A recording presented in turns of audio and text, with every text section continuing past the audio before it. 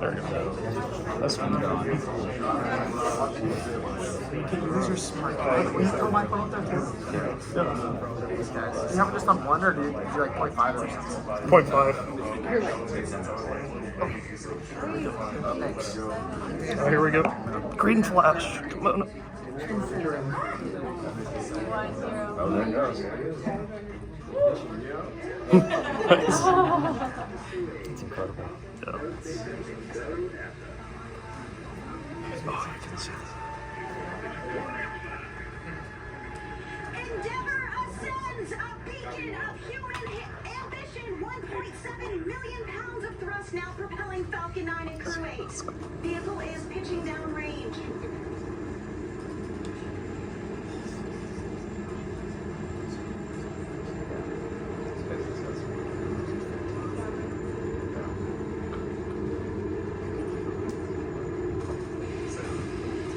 That's the Russian phenomenal power and smiling.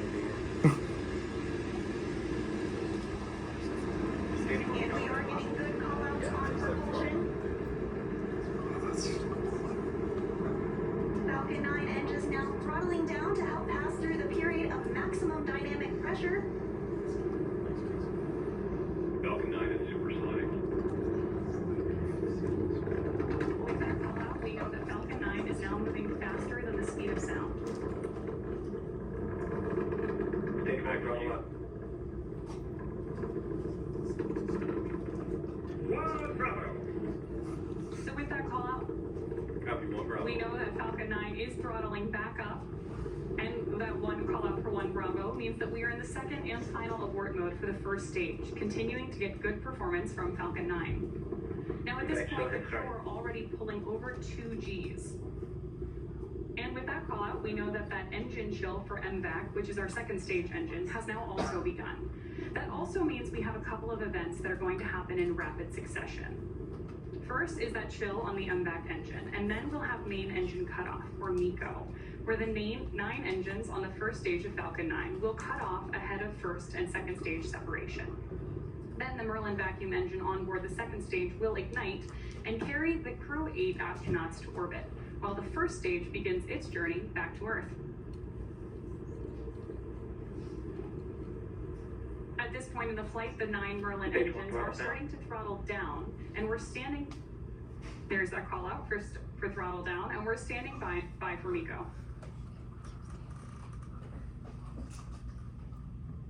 MECO.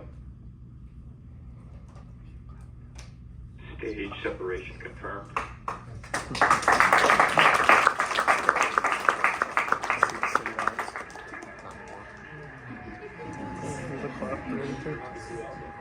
That's SpaceX, you hear. Nice. Look at that shot. Oh my gosh. On your screen, and of course the Turing behind me means that we have had successful main engine cutoff, stage separation, and ignition of our MVAC engine on board stage 2. We are also in 2 alpha for the aborts if needed. Of course, that second stage is being illuminated on the right-hand side of your screen by our single Merlin vacuum engine on board stage 2. Now the next milestone we're tracking is the stage 1 boost back burn on the left-hand side of your screen. And we are expecting completion of that burn in just about 10 seconds.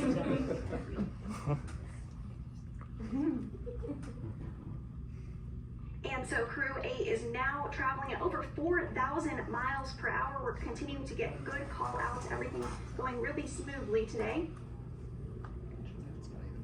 That second stage will continue firing until we reach about 8 minutes into the flight. Correct. SpaceX trajectory nominal. Good performance on the lone Merlin vacuum engine on the second stage. The crew's G-load dips right when we hit the separation event, and it's going to continue to build up now. Again, we just heard another call out for nominal trajectory. That was the guidance, navigation, and control officer stating nominal trajectory, or everything is looking good. Dragon is pointed in the right direction, continuing its flight uphill. This second stage will continue to fire until a little over 8 minutes into the flight, accelerating Dragon to more than 17,000 miles per hour and placing the crew in orbit. Right now, the crew is traveling at 4,500 miles per hour and is over 93 miles in altitude. That single Merlin vacuum engine can produce over 220,000 pounds of thrust in the vacuum of space, and you really see it doing the heavy lifting right now. So while Crew 8 continues on its way to the International Space Station, the first stage booster is on its way back to landing zone 1. SpaceX trajectory nominal. Confirmation there that the trajectory for both vehicles is looking good. Now the first stage has a couple of events itself in order to land. At T plus 6 minutes and 16 seconds, stage 1 will begin its entry burn, which will be the first of 2 burns prior to landing. During this burn, Falcon 9 will ignite only the center engine for about 10 seconds in order to slow the vehicle down before it reaches the denser parts of the Earth's atmosphere. That will be followed by the landing burn at T plus 7 minutes and 21 seconds. This time we'll light 3 engines and the burn will last for about 20 seconds, ending just about a minute before we expect Dragon to be inserted into orbit.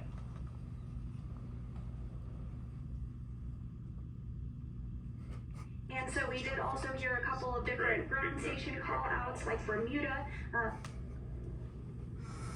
That is one of the ground stations that we're receiving telemetry from, and everything continues to look really good with the trajectory. The crew now traveling over 6,000 miles per hour. Is that a hard deal? I think it's a hard deal. Yes. Yeah. It's pretty sweet. Yeah. It's amazing in person. Again, this second stage will continue to light for a couple more minutes before second engine cutoff. At that point, the vehicle will coast for a few minutes before separation.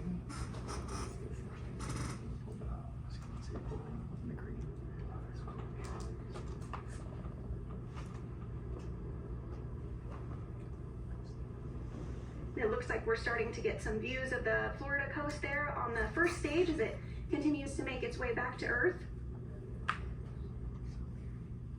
Dragon SpaceX trajectory nominal. Continuing to get good call-outs, everything going smoothly. Now almost 7 minutes into the flight of Crew 8. So the next milestone we're standing by for is stage 1 landing burn start. Again, as stage 1 approaches the space coast to touch back down at landing zone 1. Oh, wow, there you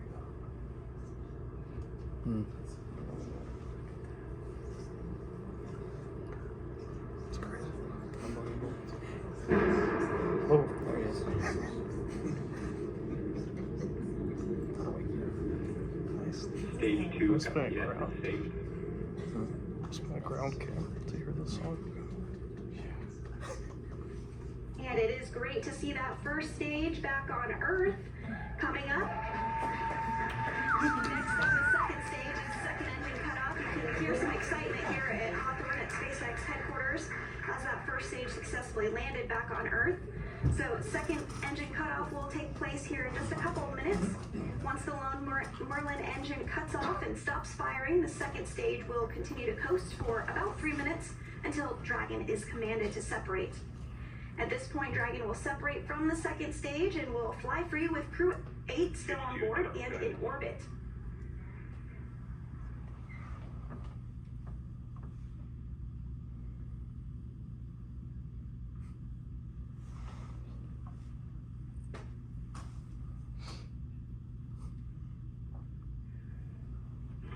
Shannon! Copy Shannon. And that call out for Shannon, indicative of Shannon, Ireland, the very last abort zone in the second stage. He's still trying to feel it. Merlin engine is about to shut down. You just saw it there on your screen. Oh, yeah, because you're not even sure. Here comes the toy. Dragon SpaceX nominal orbit insertion. Hearing good call-outs following second stage cutoff. The crew is in a nominal or as expected orbit that that is great news. That launch escape system, and we are getting our first view of Crew 8 inside Endeavour, 3 of them in space for the very first time. So again, we'll continue to coast for these few minutes after that second stage just shut down. This helps to allow rates and motion to settle out. There are actually small reaction thrusters on the upper part of the second stage that can be used to counteract any residual motion, basically making sure that we're in a stable coast before Dragon separates from Falcon. We expect that separation here to occur at about the 12-minute mark into the flight. So again, we did hear that the Crew has been successfully inserted into a good orbit. This is the Crew in microgravity, 3 of them for the very first time, all good call-outs. We should see that 0G indicator anytime now.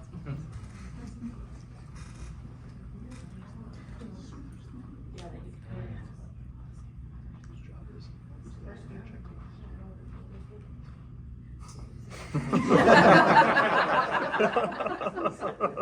He's having so much fun. He has the biggest biceps I've ever seen. Massive. So right now, the second stage is performing a series of checkouts as we prepare to separate Dragon from stage 2.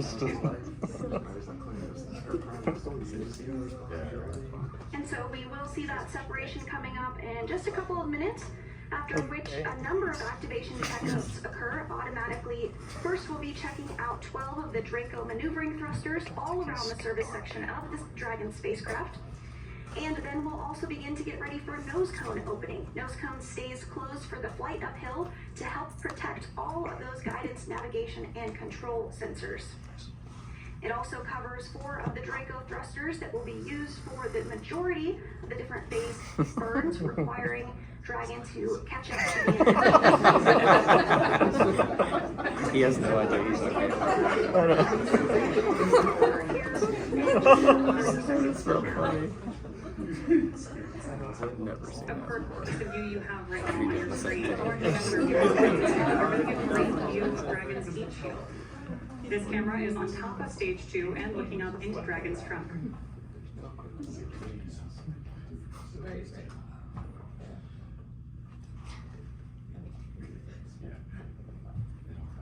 So if you're just joining us this evening, we had a successful launch of Crew 8. They're on their way to the International Space Station. The first stage has already returned to Earth and landed successfully, and the second stage has shut down and we're awaiting separation, and you see it on your screen right there.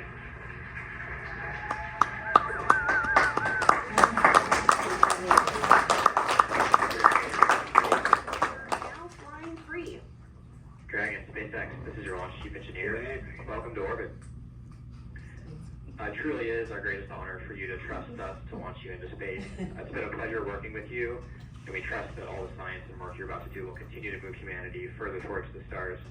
We hope you enjoyed the ride, and thank you for flying on Falcon 9. Please send our regards to Crew 7, and make sure to remind them you just wanted to be fashionably late. I'll hand it over. Dragon LD, hope the ride was as awesome as a Cybertruck. Thank you for flying SpaceX. Thank you, Cybertruck. That's crazy.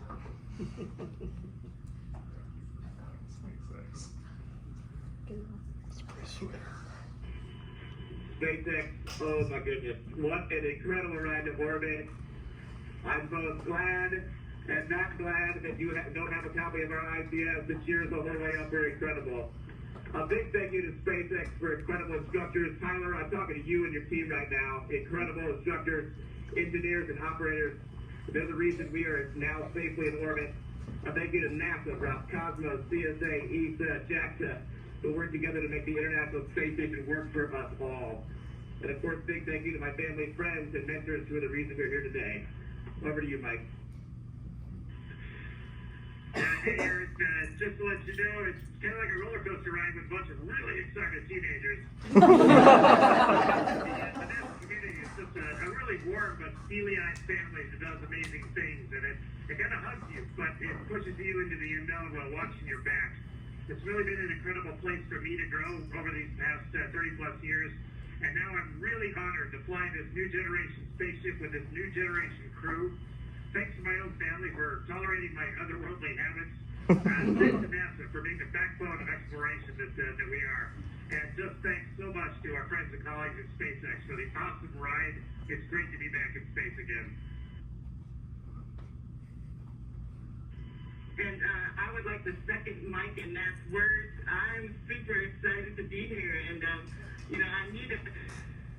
And the words that come to my mind is that I'm so grateful and I'm thankful for everyone who got us to this point. There's no way we would have been able to do this without all the people, from all the instructors, from all the people supporting on the ground, to the folks in the kitchen who kept us fed and moved out at SpaceX. I'm so grateful for everyone, and I just want to give a big thanks to my family and friends who came from all over the world to see this. Thank you for supporting me through all the days of waiting to get to this point. Thank you for everything, and I want to give a quick shout out to my sisters who couldn't make it, Brenda and Patty, and then I also want to give a nod to Syracuse who supported me through everything, and I am in a New York state of mind right now. It's amazing. Thank you for everything.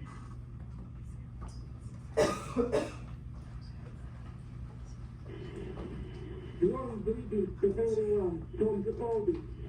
I would like to express huge gratitude to all present, NASA, ESA, JAXA, and all who took part in preparation and implementation. A separate shout out to my family and friends. Thank you for the support. My son, Serежа, Влад, Саша, Игорь, Кузбасс, Алексей, Пересок.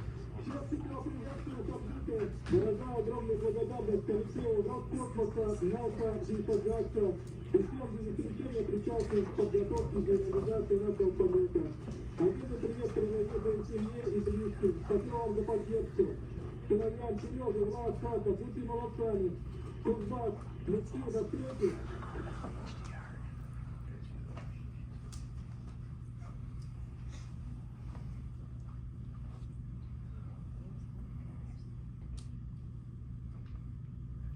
Dragon, we copied all, and we see the vehicle chasing down the International Space Station on orbit. Nose cone opening is in progress. We saw nominal dehumidifier activation and service section Draco checkouts. With that, you're go to raise visors. And I've got one final note. We have a tradition on board this spacecraft for its travelers to bring a small token, a zero-G indicator, if you will, to clearly demonstrate the free-floating nature of objects traveling in orbit around the Earth. And I wonder if you brought anything fitting that description.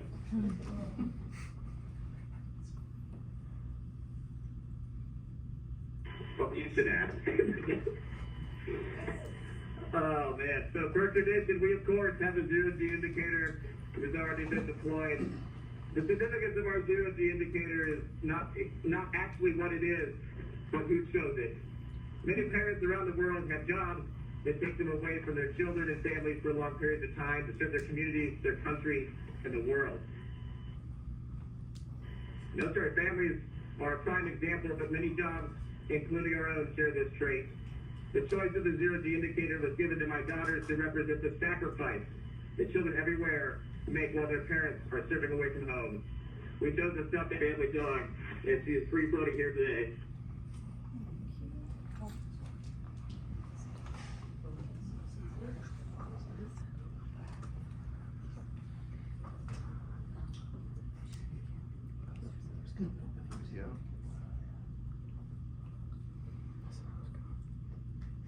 Matt, we copied all good words.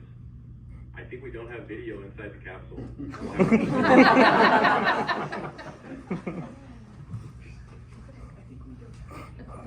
No worries, Blake.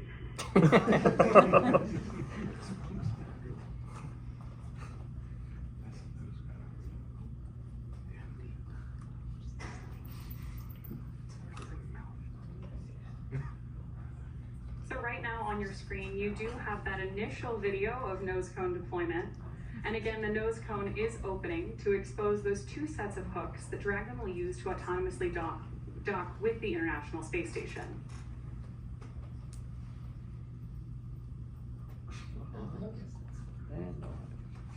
Of course, loved hearing that crew's description of their zero-G indicator, and we're standing by for those views. Zero-G indicators really do become an important symbol of microgravity flight and the communities behind each mission. So for those of you following along, you'll know that our first zero-G passenger was Little Earth on demonstration mission 1. Here's Little Earth on board Dragon on that DM-1 flight, and later on board the ISS. Today, just 5 years later, we've reached 50 people flown to space. From 0G to 50 in just 5 years is pretty incredible. And of course, here in Hawthorne, I actually have the real Little Earth that went to space safely back on Earth with us here in Hawthorne. Little Earth is a celebration of zero gravity indicators, an essential component of space missions that help mark the transition into 0G. From Yuri Gagarin's famous pencil to modern indicators like Little Earth and demonstration missions to Tremor the sequin dinosaur, zero gravity indicators have become a way for all of us to connect with and celebrate human spaceflight. Human spaceflight has come so far in the last 5 years. SpaceX has launched 9 human spaceflight missions on behalf of NASA and 4 commercial astronaut missions. That's a total of 50 crew members to space since 2020. 34 on behalf of NASA and their partners, and 16 commercial astronauts, including the first all-civilian mission to space and the first all-private passenger mission to the International Space Station. In addition to flying people, SpaceX also enables researchers the opportunity to fly critical science to orbit. SpaceX and Dragon carried over 1,000 research experiments to and from low Earth orbit and the International Space Station, and transported over 300,000 pounds to and from the station since 2012. Researchers from around the world use the space station to address complex human health problems on Earth, studying disease formation, testing drugs and diagnostic tools, and examining the inner workings of the human body. At any one time, the station hosts hundreds of investigations spanning every major scientific discipline from physics to microbiology. Every mission yields critical research and learnings that help make life both on Earth and in space better. From DNA sequencing to 3D printing, studies on the space station test a variety of technologies, systems, and materials that will benefit life on Earth and be needed for future long-duration exploration missions. Yes, and 4 bulkhead Draco checkouts. And we see an upcoming burn in 23 minutes, 2-3.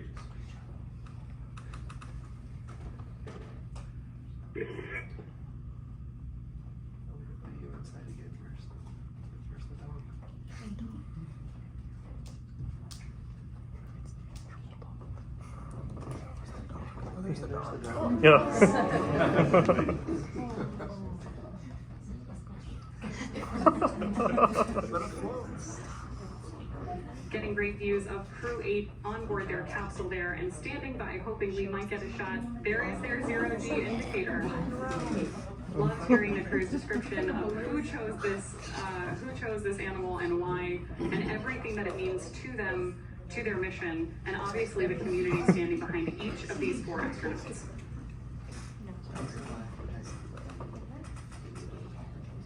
And in addition to that, we heard some great words from the crew expressing their thanks and excitement to be on orbit. Really great to see them successfully on their way to the International Space Station. We had a successful nose cone deploy as well as those Draco checkouts, everything continuing to go really smooth. So for now, we're going to end our coverage from here at Hawthorne until we pick